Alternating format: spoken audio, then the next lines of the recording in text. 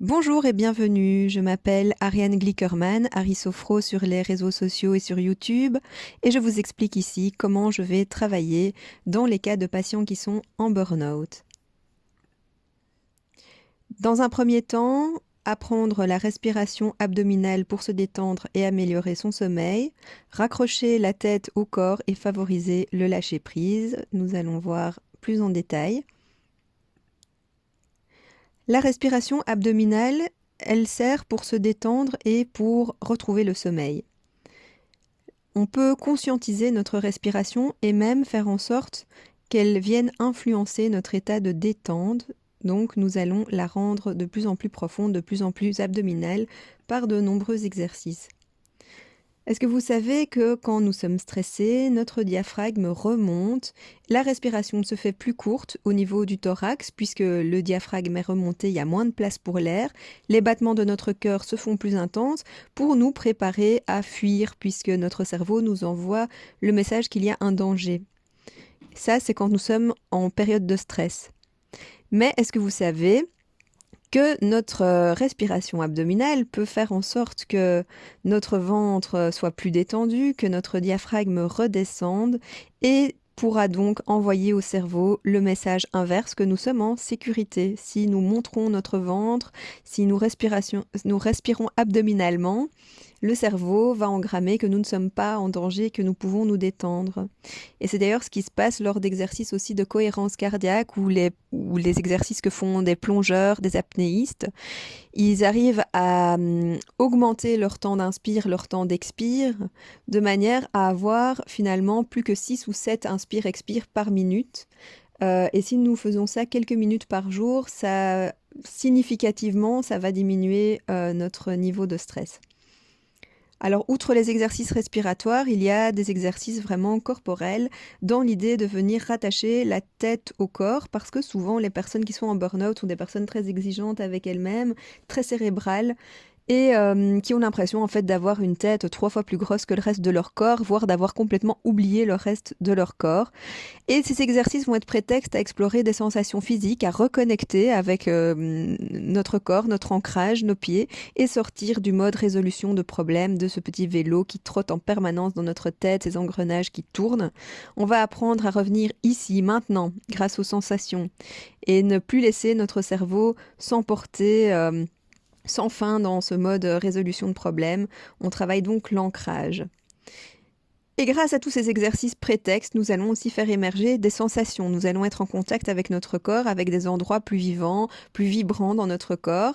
Et c'est là que nous allons apprendre à ne pas nous juger, ce qui est aussi compliqué dans les personnes du burn-out qui sont dans une espèce de culpabilité permanente. Apprendre le non-jugement, c'est la clé du lâcher-prise. Nous allons travailler sans but à atteindre, c'est-à-dire que les exercices sont prétextes à pouvoir ressentir des choses en nous. Il n'y a pas ce truc de bien faire ou mal faire un exercice. Simplement, on fait un exercice et puis on adopte une attitude d'observation du phénomène qui se passe en nous. Dans un second temps, nous allons apprendre comment calmer ou activer nos sensations physiques et transposer ces techniques aux émotions. Je détaille ça. Alors, comment calmer ou activer nos sensations physiques, ça s'appelle désactiver ou activer. Par exemple, lorsqu'on a une crise d'angoisse, on sent qu'on respire très vite, qu'on a des battements de cœur et que nous sommes dans quelque chose de désagréable pour nous. Et nous avons besoin de calmer. Donc il y a des techniques pour désactiver ces sensations désagréables. Et au contraire, si nous sommes dans une tonalité un petit peu dépressive, avec du mal à nous lever le matin, toujours un peu fatigué, nous pouvons au contraire dynamiser, activer nos sensations pour nous donner plus d'entrain, plus de motivation. Et une fois qu'on a compris comment fonctionnent ces techniques-là, eh bien, on aura fait ça sur notre corps, donc sur quelque chose de concret, on va pouvoir le transposer aux émotions qui sont beaucoup plus abstraites. Alors, au niveau des émotions, petit rappel, c'est quoi une émotion? Parce que souvent, les personnes qui sont en burn-out se sentent envahies par leurs émotions. D'abord, elles essayent, pour y échapper, de développer une carapace, limiter le contact avec certaines émotions, voire s'en couper, ou éviter certaines situations déclenchantes de trop grosses émotions. Eh bien, désolé de vous décevoir, se couper de ces émotions, ça n'est pas possible. Parce qu'une émotion, c'est une vague.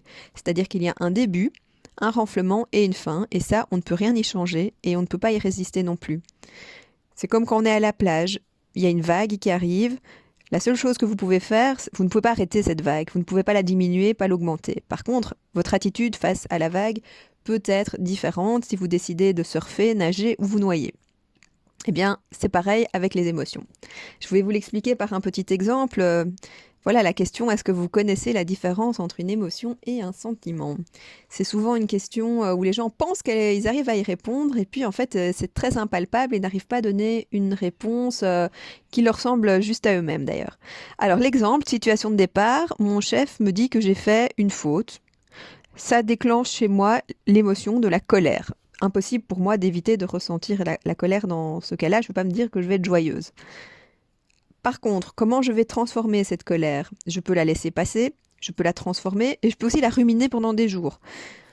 Alors par exemple, dans cet exemple 1 que j'ai choisi, eh bien je vais gueuler sur mes enfants quand ils vont sortir de l'école parce que j'ai cette boule de nerfs en moi et elle est sortie sur eux, pas de chance, ça me donne un sentiment de moi d'être une mauvaise mère. Dans l'exemple 2, je vais aller au sport après le travail et là, ça va peut-être me donner un sentiment de moi d'être quelqu'un qui bouge et prend soin d'elle. Donc comme vous voyez, l'émotion de base, la situation de départ est la même, c'est la colère. On ne peut pas agir sur la situation de départ, sur la colère. Par contre, on peut agir sur l'étape de la transformation qui nous donnera soit un sentiment positif, soit un sentiment négatif. Et là, avec la sophrologie, on va dynamiser évidemment les sentiments positifs. Alors, dans un troisième temps, là, c'est vraiment quand on a fait déjà tout ce travail corporel, ce travail émotionnel, si on le désire, nous pouvons continuer par ce moment où nous allons découvrir les valeurs qui sont importantes pour nous et retrouver notre authenticité en nous projetant dans le futur, en harmonie avec nos valeurs. Alors, découvrir ou redécouvrir les valeurs qui nous sont importantes. Parfois, nous pensons que nous avons certaines valeurs, alors qu'elles ne sont plus du tout mises à jour. C'était nos valeurs d'il y a 10 ans. Donc déjà, ça peut être chouette d'aller retrouver aussi quelles sont nos valeurs du moment. Pour ça, on va travailler sur notre sentiment de présence à nous-mêmes et notre sentiment de présence par rapport au monde, aux autres. Et mieux nous situer par rapport à nos valeurs pour nous aligner entre nos pensées, nos mots et nos actes, pour retrouver notre authenticité. Et nous allons, une fois que nous avons trouvé notre authenticité, pouvoir nous projeter dans le futur en harmonie avec nos valeurs. Il y a des techniques de futurisation.